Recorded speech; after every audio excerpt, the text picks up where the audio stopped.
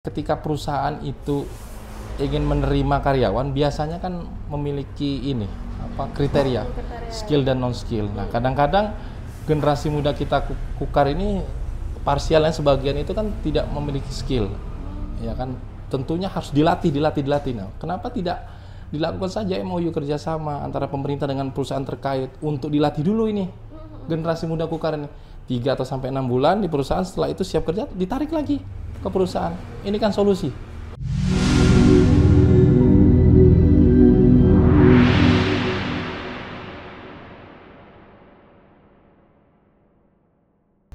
Assalamualaikum warahmatullahi wabarakatuh. Halo dengan sana seberataan, kembali lagi di acara Etam Bekesah.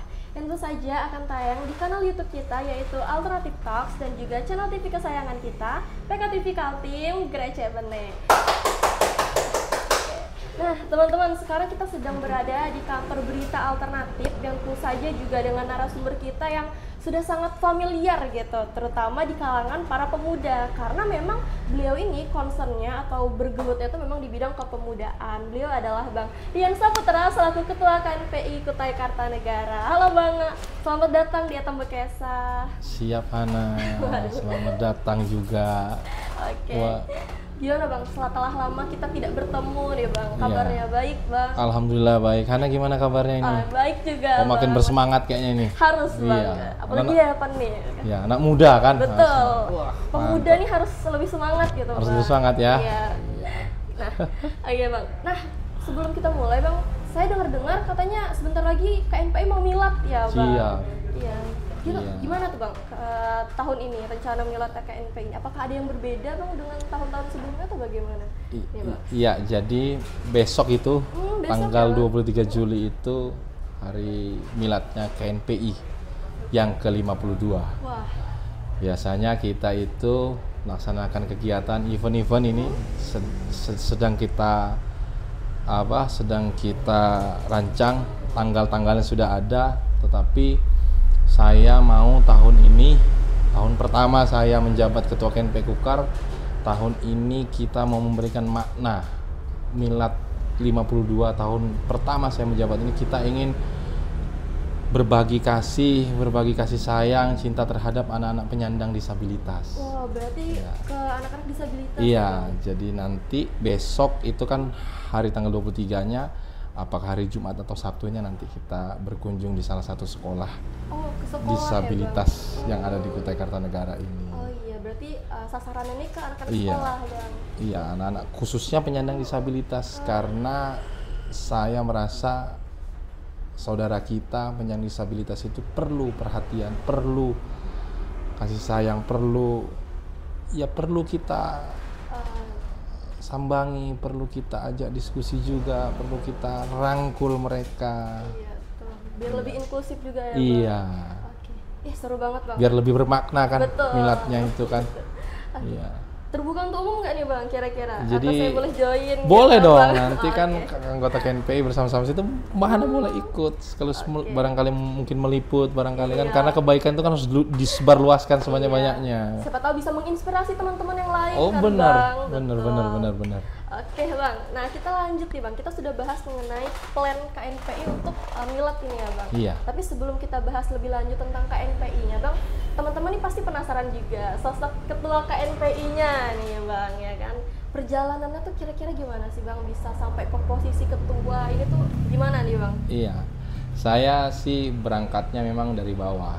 Dari bawah itu artinya menjadi ketua KNPI di tingkat kecamatan. Kebetulan di Kecamatan Lokulu saya menjadi ketua KNPI Kecamatan Lokulu beberapa periode, berproses dari bawah, merasakan dinamika, merasakan suka dukanya ber-KNPI, dan alhamdulillah atas takdir Allah Subhanahu wa taala dan kepercayaan kawan-kawan KNPI Kutai Kartanegara, kawan-kawan OKP dan Ormawa, akhirnya kita menghantarkan kita menjadi ketua KNPI Kukar. Jadi tidak serta-merta kita itu berada di puncak mana, artinya kita melalui proses yang panjang ini, berdinamika.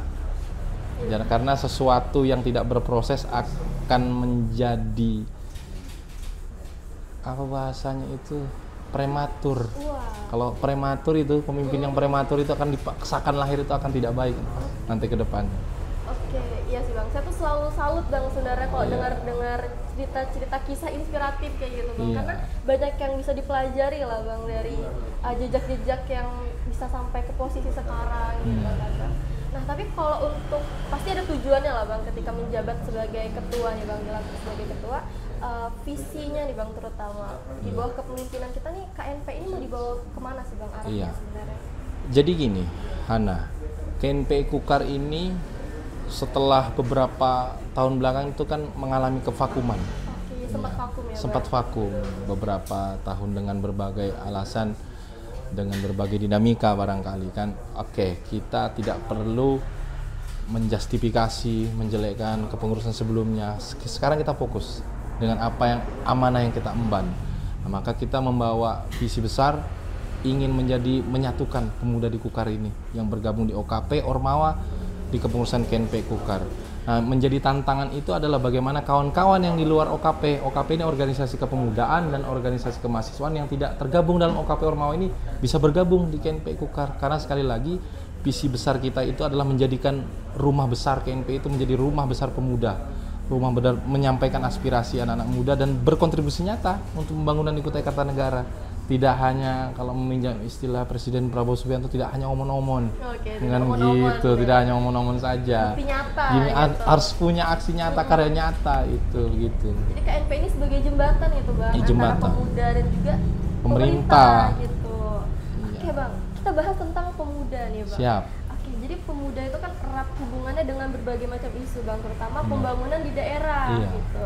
Dan akhir-akhir ini isu yang kami sorot itu adalah mengenai angka pengangguran nih Bang di kalangan pemuda. Sebenarnya tuh bagaimana sih Bang pandangan KNPI terkait dengan isu tersebut Bang? Iya, jadi memang kita meminjam data BPS tahun 2024 itu kemarin memang terjadi kenaikan di pengangguran di Kutai Kartanegara ini karena meningkatnya juga angkatan kerja muda di Kukar. Dan ini bukan hanya menjadi PR-nya pemerintah, ini menjadi PR kita bersama, terutama kita generasi muda ini. Saya punya mimpi, punya harapan begitu kan. Kita ini di Kutai Kartanegara ini kan dikelilingi perusahaan-perusahaan besar, baik minyak, batu bara, kan besar-besar. Tapi di Kutai Kartanegara ini kita belum memiliki BLKI, Balai Latihan Kerja, yang memang mempersiapkan generasi muda kita ini untuk siap bekerja. Artinya begini, saya sederhanakan saja, ketika perusahaan itu ingin menerima karyawan, biasanya kan memiliki kriteria, skill dan non skill. Nah, kadang-kadang generasi muda kita Kukar ini parsialnya sebagian itu kan tidak memiliki skill. Ya kan, tentunya harus dilatih. Nah, kenapa tidak dilakukan saja MOU kerjasama antara pemerintah dengan perusahaan terkait untuk dilatih dulu ini generasi muda Kukar ini 3 atau sampai 6 bulan di perusahaan, setelah itu siap kerja ditarik lagi ke perusahaan. Ini kan solusi. Iya, betul Bang. Nah, selama ini saya belum tahu apakah sudah dilakukan, tapi saya meyakini kerja-kerja hari ini pemerintah sudah membuka komunikasi seluas-luasnya beberapa kali. Kukar Siap Kerja, salah satu program Kukar Idaman juga sudah beberapa kali memfasilitasi anak muda yang bekerja di perusahaan. Jadi mengenai isu pengangguran ini, saya rasa salah satu solusinya mungkin kita bisa memberikan saran, coba melakukan komunikasi terhadap perusahaan terkait. Nanti anak-anak muda Kukar disiapkan, dilatih di situ karena belum ada BLKI-nya nih kita. Ya harapannya punya BLKI lah nanti ke depan di Kutai Kartanegara ini kan. Dilatih dulu di perusahaan, setelah itu apa nih yang menjadi keperluan perusahaan, misal operator EXA, misal udah fokus kita berarti 20 orang anak muda Kukar ini dilatih EXA. Jadi nanti ketika ada rekrutmen di perusahaan operator EXA, ya generasi muda Kukar yang tadi dilatih inilah dimasukkan pekerjaan di bidang ekskavator itu. Jadi berkesinambungan pelatihan ini. Betul. Gitu. Karena memang yang jadi permasalahan itu adalah ketika lulus sekolah, lulus kuliah gitu kan, Bang, bingung nggak ada skill yang benar-benar mumpuni untuk masuk ke perusahaan-perusahaan gitu. Jadi memang salah satu solusinya adalah itu tadi ya. Iya. Masih banyak juga sebenarnya bahwa anak muda Kukar juga harus merubah mindset sedikit-sedikit bahwa kita lulus kuliah, lulus sekolah itu tidak hanya pencari kerja. Coba kita merubah mindset dengan berwirausaha. Tetapi kan pasti kendalanya selalu modalnya dari mana nih? Iya, betul, Kan begitu kan. Nah, hari ini pemerintah Kukar itu saya lihat sudah ada di Dispora itu ada klinik wirausaha pemuda. Klinik WPM gitu WPM ya. itu, nah itu kan bisa menjadi jembatan solusi generasi muda yang ingin berwirausaha. Di situ kan diberi pelatihan, di situ setelah diberikan pelatihan, diberikan alat. Setelah itu pasti akan dibantu pemasarannya kan, dibimbing terus, to be continue. Nah ini menjadi angin segar juga untuk generasi muda Kukar yang ingin berwirausaha. Jadi tidak hanya bagaimana lulus sekolah, lulus kuliah itu melamar kerja, tapi mampu menciptakan lapangan pekerjaan baru dengan berwirausaha. Dan ini tantangannya berat, Hana. Iya, betul. Itu tidak mudah. Mungkin 10 tahun, 20 tahun yang akan datang, kerjanya harus ekstra itu kan. Iya. Memang nggak bisa saat ini langsung instan Bener. gitu ya kan. Iya. Tapi kalau misalnya tadi kan sudah bahas tentang mindset yang harus diubah, Iya. terus juga masalah modal itu jadi masalah. Bener. Bang. Tapi ada nggak sih tantangan lain gitu Bang? Apa sih yang menjadi tantangan pemuda ini sampai angka pengangguran ini bisa tinggi gitu Bang sekarang ini? Jadi memang menjadi persoalan itu tadi, kesempatan kita nih generasi muda Kukar itu yang tadi saya bilang salah satunya faktor kita itu kesempatan untuk mendapatkan pelatihan skill-skill itu sehingga membatasi ruang kita. Kan banyak perusahaan itu Hana biasanya dia sudah sudah memberikan grade nih, kriteria ini bahwa harus mampu ini. Biasanya itu yang kendala kita kan seperti itu, lulus sekolah kita tidak memiliki skill itu.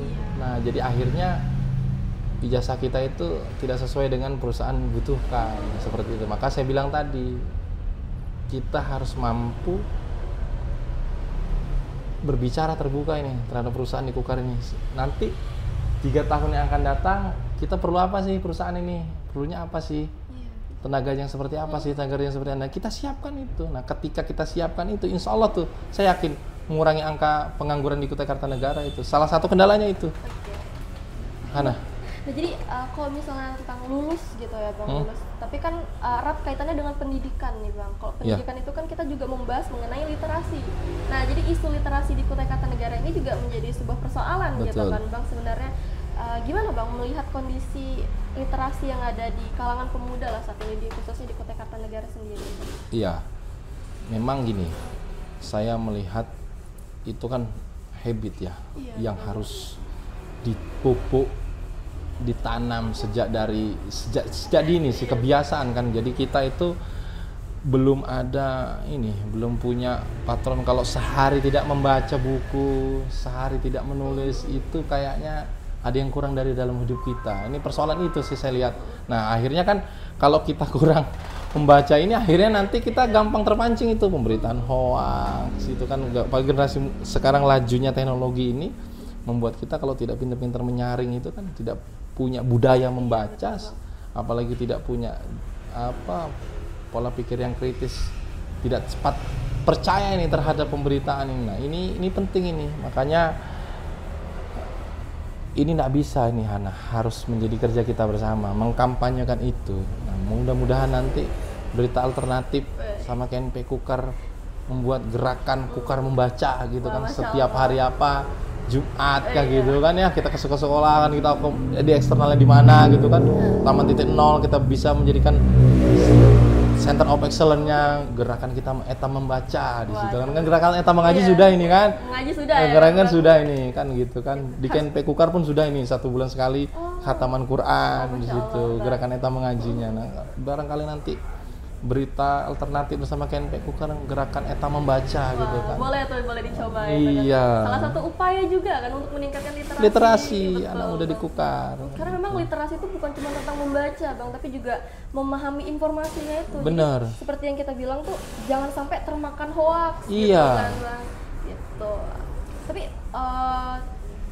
kalau dari KNP-nya itu apakah sudah ada programnya nih Bang? Selain Eta membaca lah ceritanya gitu Bang. Apakah sudah ada program atau akan digalangkan program nih Bang terkait dengan peningkatan kualitas literasi lah di kalangan pemuda? Iya, jadi kita ini sedang concern di Sumpah Pemuda nanti bagaimana terutama mengangkat literasi kebudayaan di Kukar. Kebudayaan ya. Kebudayaan di Kukar, lebih pada literasi mengangkat isu-isu kebudayaan di Kukar. Nah, hari ini generasi muda Kukar kan saya lihat ya belum maksimal ini pemahaman tentang sejarah di Kutai Kartanegara ini seperti apa. Banyak situs-situs sejarah yang perlu kita angkat di Kutai Kartanegara hari ini. Contoh berbahasa Kutai saja hari ini. Betul. Itu kan salah satu kekayaan budaya kita, budaya bangsa itu. Sampai hari ini kan harus kita sebagai agen anak-anak muda ini yang mengkampanyekan itu. Yuk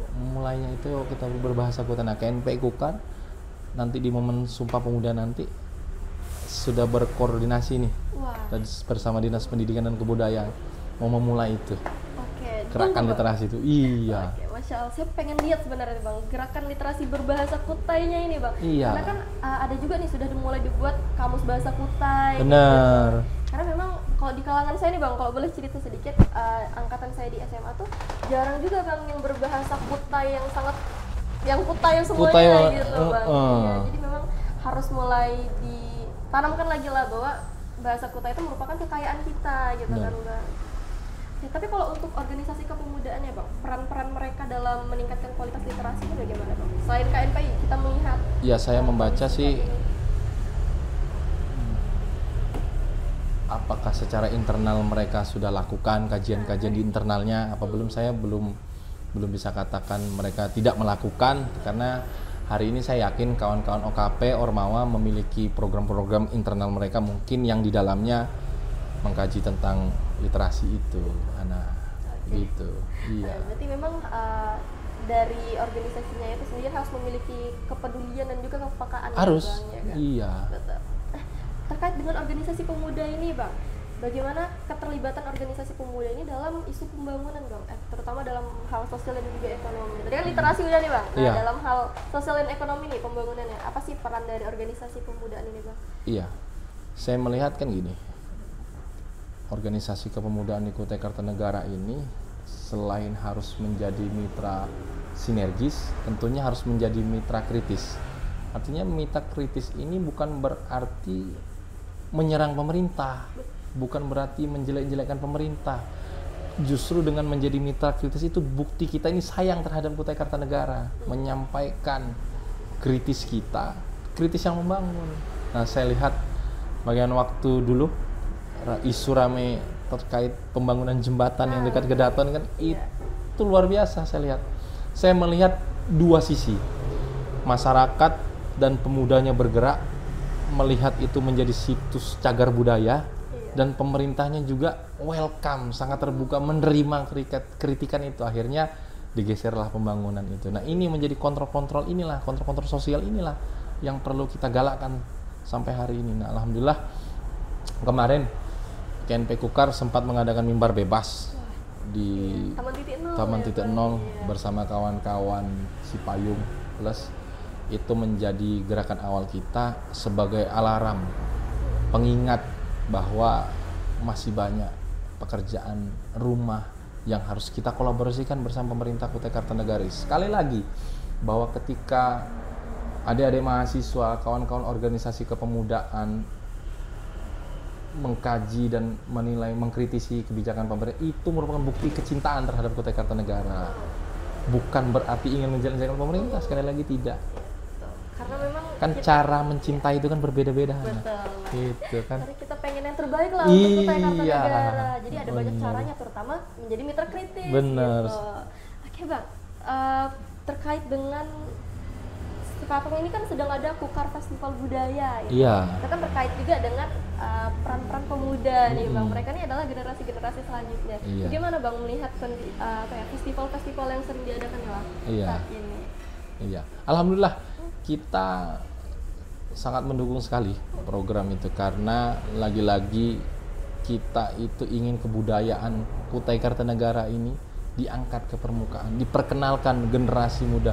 Jangan sampai nanti anak cucu kita tidak tahu lagi Tingkilan, tidak tahu lagi lagu Buah Bolo, ya kan? Iya. Ya, jangan sampai nanti generasi anak cucu kita tidak tahu itu kan. Makanya saya sangat apresiasi sekali dengan festival budaya yang sering dilakukan di Kutai Kartanegara ini. Kemarin terakhir di Unikarta itu kan luar biasa. Nasi bekepor. Nasi bekepor. Nah, itu kan mahal itu. Mahal ini artinya nilai sejarah, nilai historisnya yang mahal di situ. Nah, itu yang harus kita rawat bersama-sama sebagai generasi muda. Oke, jadi memang butuh kepedulian teman-teman Iya. untuk merawat budaya kita bersama. Ya kan, Benar. Bang? Nah, terkait hal tersebut Bang, untuk bisa menjaga lah kondisi Kutai Kartanegara kita ini yang tercinta ini, Iya. apa sih tantangan-tantangan yang dihadapi para pemuda ini Bang? Iya. Organisasi kepemudaan inilah Bang. Iya, banyak anak muda itu gini, dia berpikir yang penting kuliah, dapat nilai bagus, dapat nilai baik, udah selesai. Dapat pekerjaan bagus, sudah selesai. Yang penting bisa hidup, udah selesai. Nah, masih banyak yang skeptis kan terhadap daerah Kutai Kartanegara yang kita cintai ini. Makanya saya selalu bilang kepada adik-adik itu, saya bilang begini, jangan pernah berpikir bahwa organisasi menghambat kamu berprestasi. Karena sekali lagi,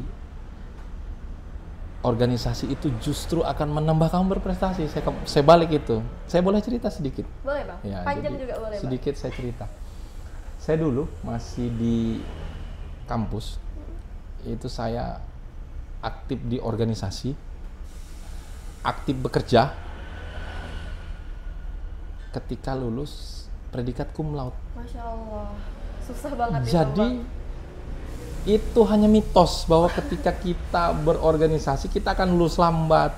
Semester akhir baru kita lulus lambat. Saya ini bekerja di salah satu rumah makan restoran cepat saji, itu kerjanya luar biasa itu waktu itu. Dari jam 1 siang sampai jam 10 malam. Terus kita aktif juga di organisasi. Tapi ketika lulus, alhamdulillah kan dengan segala kerendahan hati, ya kita lulus dengan predikat cum laude. Artinya ini mematahkan asumsi bahwa ketika kita berorganisasi maka kita akan lambat lulus. Nah, Iya. mindset anak muda ini harus dirubah. Tantangannya ini jangan hanya ayo dong kita harus peduli nih daerah kita yang tercinta nih Kutai Kartanegara, kalau bukan kita siapa lagi, ya kan begitu. Nah, jadi merubah mindset anak muda sih menjadi tantangan kita hari ini, bahwa memang dengan berorganisasi kita mendapatkan ilmu, wawasan, jaringan. Betul banget. Yang mahal itu jaringan. Nilai kamu bagus, ijazah kamu bagus, oke, tapi kalau tidak punya jaringan mau dibawa kemana ya? Kan begitu. Jadi tantangan salah satu itu merubah mindset anak muda Kukar. Itu Hana. Memang banyak sih Bang yang menyatakan bahwa kalau ikut organisasi tuh buang-buang waktu gitu kan Bang. Yang penting harusnya magang kerja gitu kan Bang. Bener. Tapi sebenarnya kalau ada organisasi ya kita juga bisa belajar. Iya. Banyak hal yang bisa dicapai.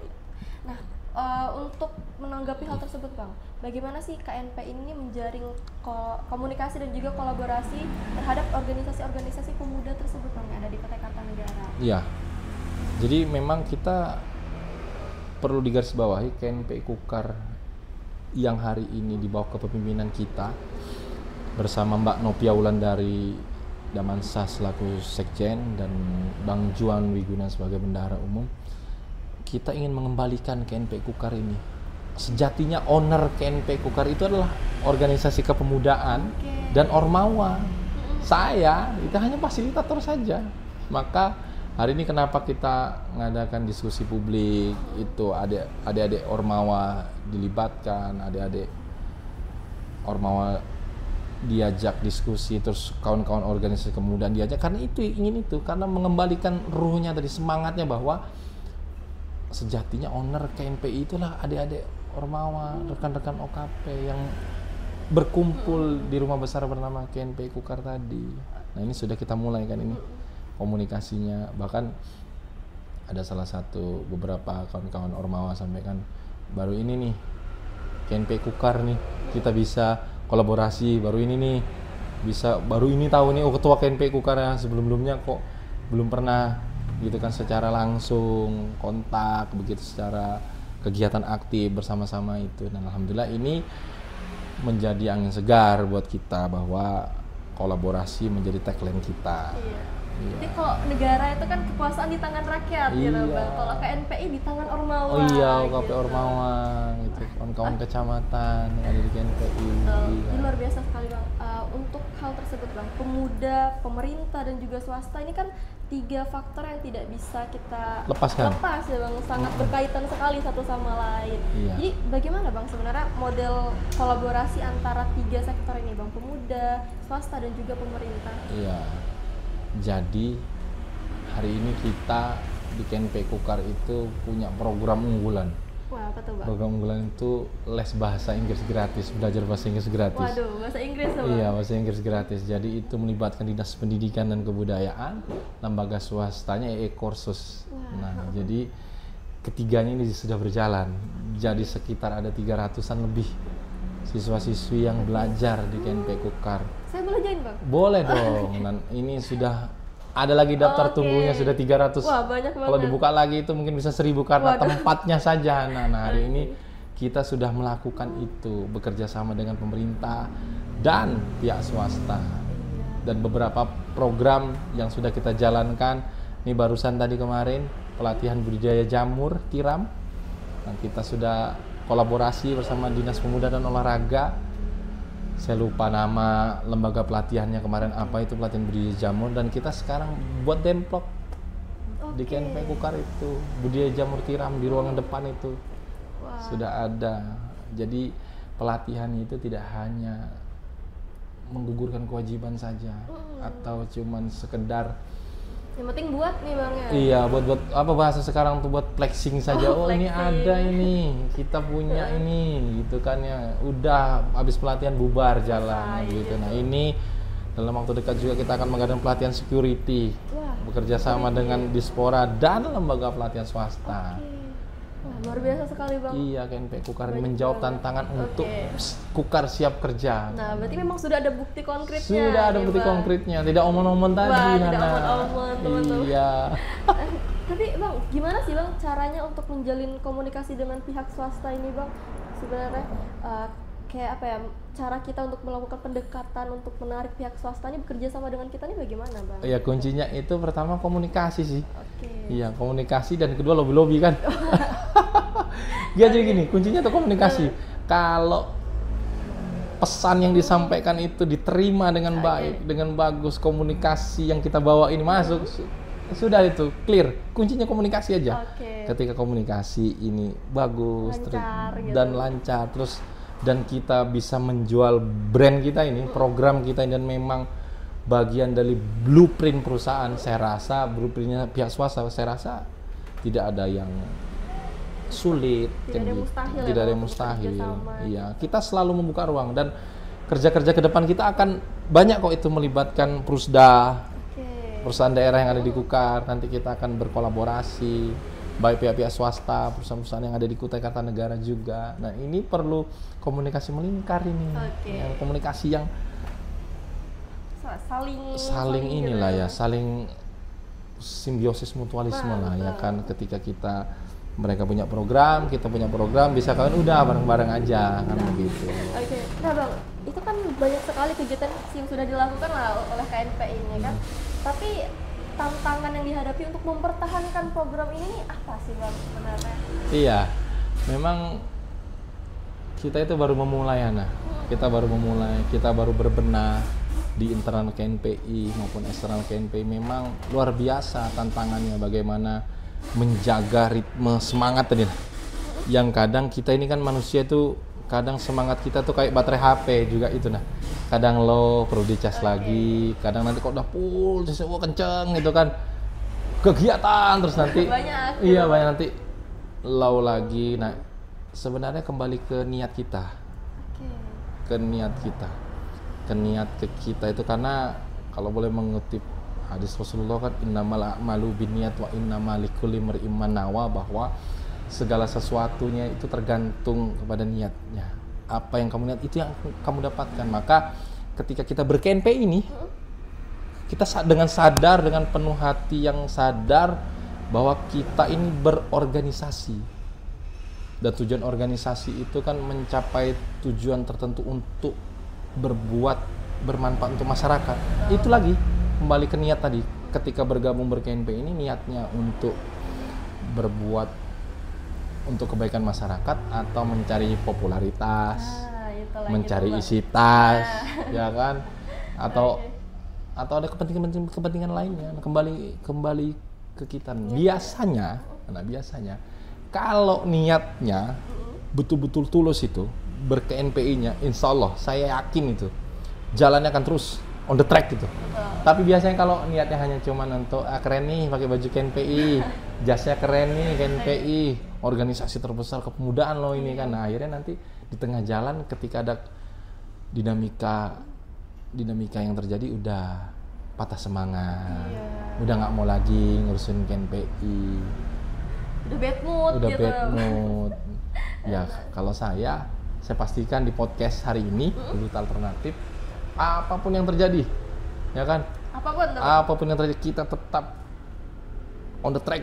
Program-program KNPI Kukar harus kita wujudkan. Betul. Kita harus menjadi kepengurusan yang tahun ini itu harus menjadi contoh lah nanti bagi pengurus berikutnya. Karena selama ini vakum, ya kan, sekarang sudah tumbuh. Jadi pondasi awal ya kita. Bunganya layu kemarin, Hana. Sekarang sudah dipupuk, disiram, mekar lagi. Makanya banyak yang mau. Waduh. Ini jadi pengingat juga untuk kita semua ya Bang. Kalau semua hal itu ya harus dilakukan tujuannya untuk masyarakat lagi. Bener. Gitu kan. Baliknya ke masyarakat. Iya, gitu. niatnya. Selama bisa tetap niatnya tuh lurus gitu kan Mas. Insya Allah semua kegiatan itu akan lancar lah ya kan Bang. Betul.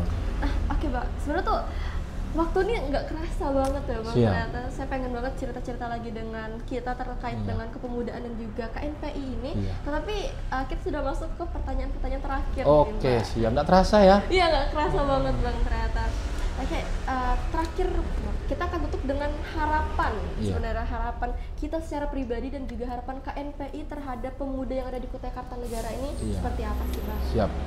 Ya, saya pribadi memang hari ini berharap bahwa generasi muda Kutai Kartanegara harus memiliki sensitivitas terhadap apa yang terjadi di Kutai Kartanegara.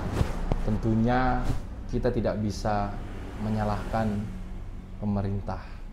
Kita harus bergotong royong bersama-sama membantu pemerintah untuk menjadi solusi di tengah masyarakat.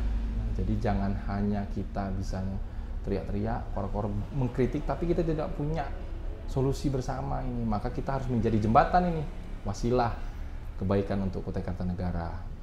Dan saya berharap juga kepada kawan-kawan organisasi kepemudaan, organisasi kemahasiswaan, ayo kita sama-sama saling besar-membesarkan. KNPI Kukar ini adalah rumah besar kita semua. KNPI Kukar ini hadir untuk menjadi suluh di tengah kegelapan kepemudaan yang hari ini mengalami kevakuman. Oke, itu tadi teman-teman adalah sesi podcast yang sangat luar biasa sekali, penuh daging banget Bang sebenarnya gitu. Bukan daging korban ya? Oh bukan, udah lewat Bang korban. Oke, jadi teman-teman itu adalah sesi podcast kita pada episode kali ini bersama dengan Ketua KNPI Kutai Kartanegara. Mungkin kita akan bertemu lagi dengan beliau di episode-episode selanjutnya yang akan datang gitu. Tentu saja dengan program yang jauh lebih bagus, lebih keren lagi gitu ya kan Bang. Oke, mungkin itu dari kita untuk podcast kali ini. Dengan saya Hana, pamit undur diri. Assalamualaikum warahmatullahi wabarakatuh. Waalaikumsalam warahmatullahi wabarakatuh.